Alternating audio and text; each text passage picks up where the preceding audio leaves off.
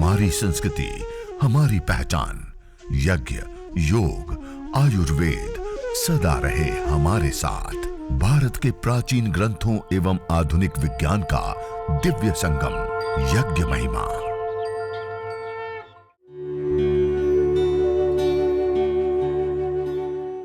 भारतीय संस्कृति में यज्ञ, योग एवं आयुर्वेद जैसी अमूल्य विद्याएं हैं, जिसका मूल है वेद। इतिहास की ओर दृष्टि डालें तो भगवान राम, भगवान कृष्ण से लेकर राजा महाराजाओं, ग्रामवासियों व अरण्यवासी ऋषियों की कुटियों तक नित्य व नैमित्तिक यज्ञों का प्रचलन देखने को मिलता है। उसमें सबसे पहली आहुति वेदी के मध्य में जो उत्तर दिशा में प्रदीप्त समिधा है उसके ऊपर पूर्व से पश्चिम की ओर एक धारा बनाते हुए आहुति देंगे। दूसरी दक्षिण दिशा में स्थित समिधा के ऊपर पश्चिम से पूर्व की ओर धारा बनाते हुए एक आहुति देंगे और उसके बाद वेदी के मध्य में 2 आहुति हम प्रदान करेंगे गाय की घी की। यह आघार अवाज्य भाग आहुति। ओम अग्नये स्वाहा इदम अग्नये इदन्न मम। ओम सोमाय स्वाहा इदं सोमाय इदन्न मम। ओम प्रजापतये स्वाहा इदं प्रजापतये इदन्न मम। ओम इंद्राय स्वाहा इदम इंद्राय इदन्न मम। यह 4 आघारावाज्य भाग आहुति देने के पश्चात अब हम मुख्य विशेष आहुति हम प्रातःकाल यज्ञ करते हैं तो प्रातःकालीन मंत्रों से, सायंकाल यज्ञ करते हैं तो सायंकालीन मंत्रों से, और एक ही काल यदि यज्ञ करें तो प्रातःकालीन और सायंकालीन दोनों मंत्रों से आहुतियां देते हैं। और उसके बाद कुछ उभयकालीन आहुतियां और फिर कुछ महत्वपूर्ण विशेष आहुतियां देते हुए इस यज्ञ को हम आगे बढ़ाते हैं। तो आइए, अब हम सामग्री की भी साथ में आहुति देंगे। जो जड़ी बूटी आपके पास रखी हुई है, सामग्री पास में रखी हुई है, जिसमें सुगंधित, पुष्टिकारक, रोग निवारक, मिष्ट आदि जो विशेष द्रव्य होते हैं उससे युक्त, जैसे मेरे सामने आस्था हवन सामग्री, दिव्य हवन सामग्री रखी हुई है, उसका भी आप विशेष रूप से प्रयोग कर सकते हैं। और इसी प्रकार जैसे मैंने कल भी आपको विशेष सामग्रियां बताई थी रोगानुसार, तो उन रोगानुसार हवन सामग्रियों का भी हम विशेष रूप से प्रयोग इस यज्ञ में, हवन में, अग्निहोत्र में ले सकते हैं। तो आइए, अब हम सामग्री की भी साथ साथ में आहुति देंगे। जो मेरी तरह अकेले करते हैं तो वो पहले घी की आहुति और उसके बाद सामग्री की आहुति दे दे, और ज्यादा लोग हैं तो जो पूर्वाभिमुख होकर के बैठे हैं वो एक घी की आहुति दे, अन्य दिशाओं में बैठे वो सामग्री की आहुति दे। और सामग्री को देने के लिए मध्यमा, अनामिका और अंगुष्ठ 3 उंगलियों के बीच में इस प्रकार सामग्री लेते हैं और स्वाहा पूर्वक इस प्रकार आहुति देते, ऐसे ऐसे प्रणाम मुद्रा में, ऐसे इस प्रकार समर्पण मुद्रा में, ऐसे। तो आइए, अब हम विशेष आहुतियां प्रदान करते हैं। ओम सूर्य ज्योतिर्ज्योति सूर्य स्वाहा। ओम सूर्यो वर्चो ज्योतिर्वर्च स्वाहा। ओम ज्योति सूर्य सूर्यो ज्योति स्वाहा। आइए, अब ये हमारे बीच में परम पूज्य आचार्य साध्वी दीदी जी हमारे बीच में पधार चुके हैं। तो अब आगे का यज्ञ भी हमें पूज्य दीदी जी हमें कराएगी और उसके साथ साथ यज्ञ महिमा के विषय में हमें मार्गदर्शन और आगे आशीर्वाद हमें प्रदान करेंगे। तो अब हम चलते हैं पूज्य साध्वी दीदी जी के श्री चरणों में। आइए, सभी लोग पावन ओंकार का उद्घोष करते हुए पूज्य दीदी जी का स्वागत करते हुए। ओम अग्निर्वर्चो ज्योतिर्वर्च स्वाहा। ओम स्वाहा। ओम सजूरदेवेन सवित्रा सजूरात्रेन्द्रवत्या जुषाणो अग्निर्वीतु स्वाहा। ओम भूरग्नये प्राणाय स्वाहा। इदमग्नये प्राणाय इदन्न मम। ओम भुवर्वायवे पानाय स्वाहा। इदं वायवे पानाय इदन्न मम। ओम स्वरादित्याय व्यानाय स्वाहा। इदमादित्याय व्यानाय इदन्न मम ॐ भूर्भुवस्वरग्निवायुवादितेभ्यः प्राणापानव्यानेभ्यः स्वाहा इदमग्निवायुवादितेभ्यः प्राणापानव्यानेभ्यः इदन्न मम ॐ आपो ज्योतिरसोऽमृतं ब्रह्म भूर्भुवस्वरों स्वाहा ॐ यां मेधां देवगणाः पितरश्चोपासते तया मामद्य मेधयाग्ने मेधाविनं कुरु स्वाहा ॐ विश्वानि देव सवितर्दुरितानि परासुव यद्भद्रं तन्न आसुव स्वाहा ॐ अग्ने नयसुपथा राये अस्मान् विश्वानि देव वयुनानि विद्वान् युयोध्यस्मज्जुहुराणमीनो भूयिष्ठान्ते नम उक्तिं विधेम स्वाहा ॐ भूर्भुवस्वः तत्सवितुर्वरेण्यं भर्गो देवस्य धीमहि धियो यो नः प्रचोदयात् स्वाहा ॐ भूर्भुवस्वः तत्सवितुर्वरेण्यं भर्गो देवस्य धीमहि धियो यो नः प्रचोदयात् स्वाहा ॐ भूर्भुवस्वः तत्सवितुर्वरेण्यं भर्गो देवस्य धीमहि धियो यो नः प्रचोदयात् स्वाहा। तो ये तो सामान्य जो यज्ञ की आहुतियां हैं वो हमने दी हैं। फिर इसके बाद एक ये पुस्तक है वैदिक नित्य कर्म विधि। ये भी अपने यहाँ पतंजलि से ही अभी रामनवमी के ऊपर ही इसका मुद्रण हुआ है, प्रकाशन हुआ है। तो इसमें विशेष यज्ञ की आहुतियां भी आप दे सकते हैं अपने घर में जो विशेष अवसर होते हैं। तो इसमें जैसे आपको पाक्षिक यज्ञ करना है तो उसमें दर्श पौर्णमासिष्टि, फिर पितृयज्ञ, बलि वैश्वदेव यज्ञ, अतिथि यज्ञ और सुबह शाम के मंत्र, इसमें जागते ही किन मंत्रों का उच्चारण करना चाहिए, सोते समय हमें अपने मन को किस भाव से युक्त करके सोना चाहिए, वो सब इसमें विशेष उपक्रम जो हैं उनके मंत्र भी दिए हुए हैं। जैसे रामनवमी है, आर्य समाज का स्थापना दिवस है, नव संवत्सरिष्टि है, श्रावणी उपाक्रम, जन्माष्टमी, विजयदशमी और शारदीय नवसष्टि यानी दीपावली और मकर संक्रांति, वसंत पंचमी, सीताष्टमी। इस प्रकार से जो अपने भारतीय पर्व हैं तो उनमें या फिर कुछ अपने घर में कोई विशेष कोई वागदान, विवाह, सगाई आदि होती है तो हमारा हर कर्म यज्ञ से ही शुरू होता है और होना भी चाहिए। कोई वैवाहिक कार्य है, शिलान्यास है, किसी भवन का उद्घाटन है, तो ये सब इस पुस्तक में विशेष मंत्रों से भी हम आहुति दे सकते हैं। तो आप इसको ऑनलाइन भी मंगवा सकते हैं। तो अभी हम सामान्य रूप से जो यज्ञ करते हैं केवल उन्हीं मंत्रों से आहुति दे रहे हैं।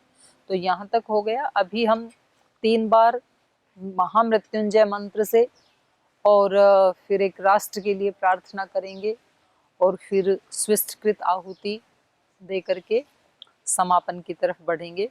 तो आइए, आज पूरा देश नहीं पूरा विश्व एक बहुत बड़े संघर्ष से जूझ रहा है, एक बड़ी आपदा से, संकट से जूझ रहा है। तो ऐसे में जो बच जाते हैं, जो इस शरीर को छोड़ के चले गए, उनको तो क्योंकि उन्होंने इस जन्म में तो ऐसा कोई अपराध किया नहीं। अब कुछ लोग कह रहे हैं कि ये जो वायरस है ये आर्टिफिशियल है, कुछ कह रहे हैं ये नेचुरल है।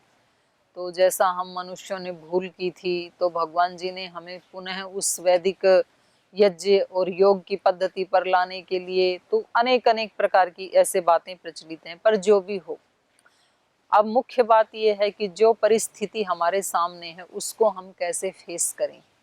तो उसमें मुख्य रूप से यज्ञ और योग, और हमारे पूर्वजों ने भी यही कहा। एक बहुत बड़े आर्य समाज के विद्वान हुए हैं गुरुकुल कांगड़ी के आचार्य अभय देव जी, तो उन्होंने तो एक पुस्तक ही लिखी है, योग और यज्ञ। जैसे पक्षी के दो पंख होते हैं और उसके बल पे वो अनंत आकाश में उड़ान भरता है, ऐसे मनुष्य के जीवन में आगे बढ़ने के लिए जो भी मनुष्य महान हुए इस सृष्टि में, और आज भी जो महान हैं और आगे भी जो महान होते रहेंगे, उनके जीवन की महानता का एकमात्र राज, एकमात्र रहस्य, ये दो ही चीजें हैं, यज्ञ और योग। यज्ञ और योग के बिना कोई भी व्यक्ति अपने जीवन में ऊंची उड़ान नहीं भर सकता है। तो अब ये दो चीजें ही हमें कोरोना से भी बचाएंगी। और जिन लोगों ने अपने घर में, अपने आसपास, जैसे मैं बात करूं जहां योग ग्राम में, निरामयम में हम बैठे हुए हैं, तो यहाँ योग ग्राम और निरामयम दोनों में मिलाकर के लगभग 700-800 भाई बहन यहाँ पर हैं। और यहाँ पर क्योंकि प्रतिदिन कम से कम 10 किलो हवन घी से यज्ञ किया जाता है और विशेष प्रकार की सामग्रियों से आहुतियाँ दी जाती हैं, तो इस कारण से यहाँ पर इतने लोगों के रहते हुए भी कोई यहाँ पर इफेक्ट नहीं है, कोई कोरोना से परेशान नहीं है। तो ऐसे यदि हम अपने घरों में भी इस प्रकार का इन्वायरमेंट बना करके रखें, तो हम एक, कोरोना की तो बात छोड़िए, किसी भी शारीरिक या मानसिक रोग हमारे पास आ नहीं सकते हैं। लेकिन जो लोग हमें छोड़ करके चले गए हैं और उनके जो परिजन हैं, और उन लोगों को भी, क्योंकि वो अभी जाना नहीं चाहते थे, तो उनकी आत्मा को भी एक सद्गति मिले और भगवान जी उनको अपने चरण शरण में रखें। तो उन सब भाई बहनों के लिए हम सब मिलकर के महामृत्युंजय मंत्र से आहुतियाँ देते हैं। ओम त्र्यंबकं यजामहे सुगंधिं पुष्टिवर्धनम् उर्वारुकमिव बन्धनान् मृत्योर्मुक्षीयमामृतात् स्वाहा। ओम त्र्यंबकं यजामहे सुगंधिं पुष्टिवर्धनम् उर्वारुकमिव बन्धनान् मृत्योर्मुक्षीयमामृतात् स्वाहा। ओम त्र्यंबकं यजामहे सुगंधिं पुष्टिवर्धनम् उर्वारुकमिव बन्धनान् मृत्योर्मुक्षीयमामृतात् स्वाहा। ओम स्तुता मया वरदा वेदमाता प्रचोदयन्तां पावमाने द्विजानाम् आयुः प्राणं प्रजां पशुं कीर्तिं द्रविणं ब्रह्मवर्चसं मह्यं दत्त्वा व्रजित ब्रह्मलोकं स्वाहा। और अब अपने राष्ट्र के, पूरे राष्ट्र के कुशल क्षेम के लिए, क्योंकि हम यदि स्वस्थ हैं और हमारे आसपास यदि लोग दुखी हैं, तो हमारा जो सुख है वो अधूरा है। फिर हम और हमारे आसपास सब लोग सुखी हों, यही हमारे ऋषियों का उनका मनोभाव रहा, सर्वे भवन्तु सुखिनः। और पूरे राष्ट्र के कुशल क्षेम के लिए इस मंत्र में प्रार्थना की जा रही है। तो मुझे लगता है कि जैसा मुझे बताया पूज्य स्वामी यज्ञदेव जी ने कि आज 1000 भाई बहन इस यज्ञ में हमारे साथ जुड़े हैं, आप सभी यज्ञ कर रहे हैं, तो हजारों लोग श्रद्धा पूर्वक कोई प्रार्थना करते हैं, कोई प्रेयर करते हैं, तो निश्चित रूप से वो परिणाम लाती है। प्रार्थना में बहुत बड़ी शक्ति होती है, जैसे पुरुषार्थ में शक्ति होती है, वैसे ही प्रार्थना में भी बहुत बड़ी शक्ति होती है। तो आइए अपने पूरे राष्ट्र के कुशल क्षेम के लिए हम जल्दी से जल्दी इस भीषण महामारी के इस चक्रव्यूह से बाहर निकलें। तो इसकी प्रार्थना भगवान से करते हुए, क्योंकि भगवान से बड़ी कोई शक्ति नहीं है, तो हम उन्हीं से प्रार्थना करें, वो ही हमें इस महान संकट से बाहर निकाल सकते हैं।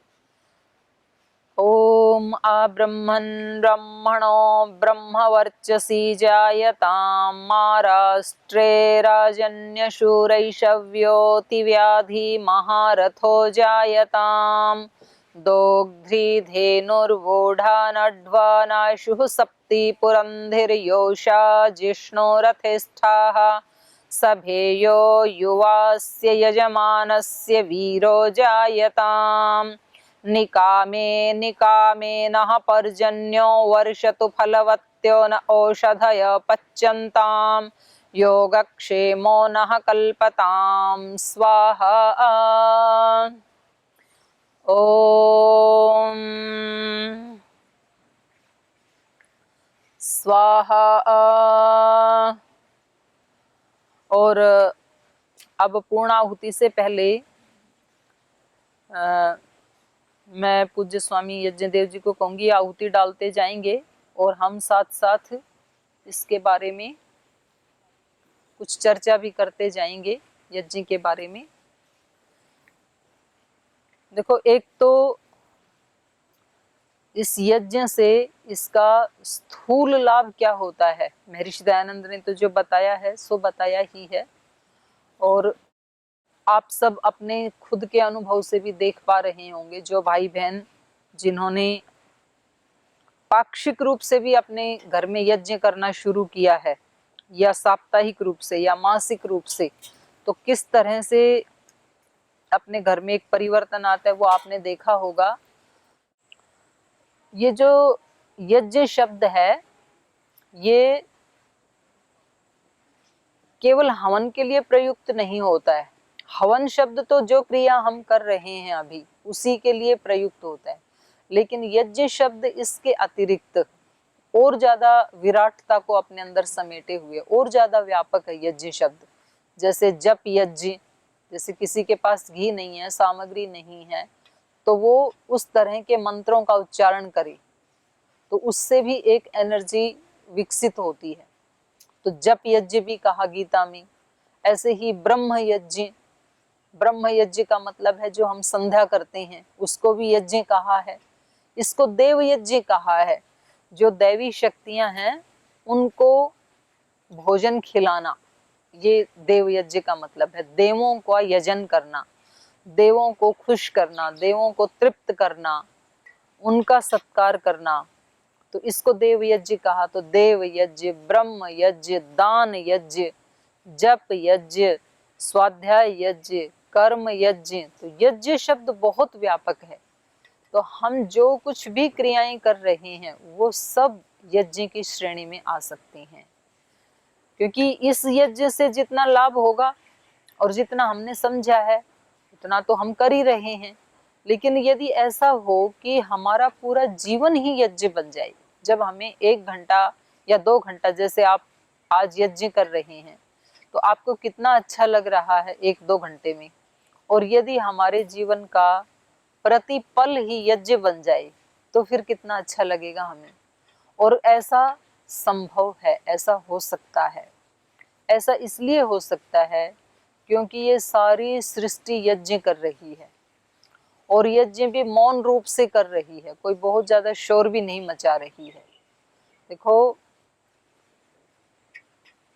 जो कुछ दूसरे की भलाई के लिए किया जाता है और जिसमें, जिस कर्म में इदन्न मम की भावना होती है कि ये मेरा नहीं है, ये सब कुछ जो कुछ भी यहाँ पर है वो सब परमात्मा का है, और उसका प्रयोग मैं इस प्रकार से करूं कि उसमें मेरी भी भलाई हो और मेरे साथ साथ सबकी भी भलाई हो और इस सृष्टि की कोई हानि भी ना हो, इसका नाम यज्ञ है।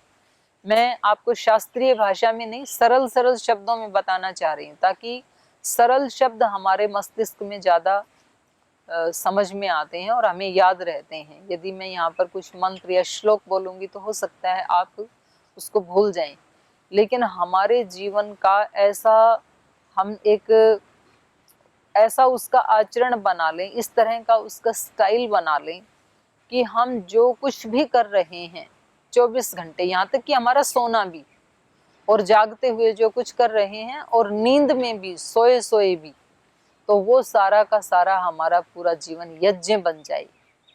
और ऐसा इसलिए संभव है क्योंकि ये सारी सृष्टि, जैसे मैंने बताया, यज्ञ कर रही है। गीता में 3रे अध्याय में भगवान योगेश्वर कृष्ण खुद कह रहे हैं, वे कह रहे हैं ये सारी सृष्टि मैंने यज्ञ पूर्वक ही मैंने इसका यजन किया, निर्माण किया है। सह यज्ञा प्रजा सृष्ट्वा पुरोवाचः प्रजापति, ये 3रे अध्याय का 5वां 6ठा ही श्लोक है, 10 नंबर है।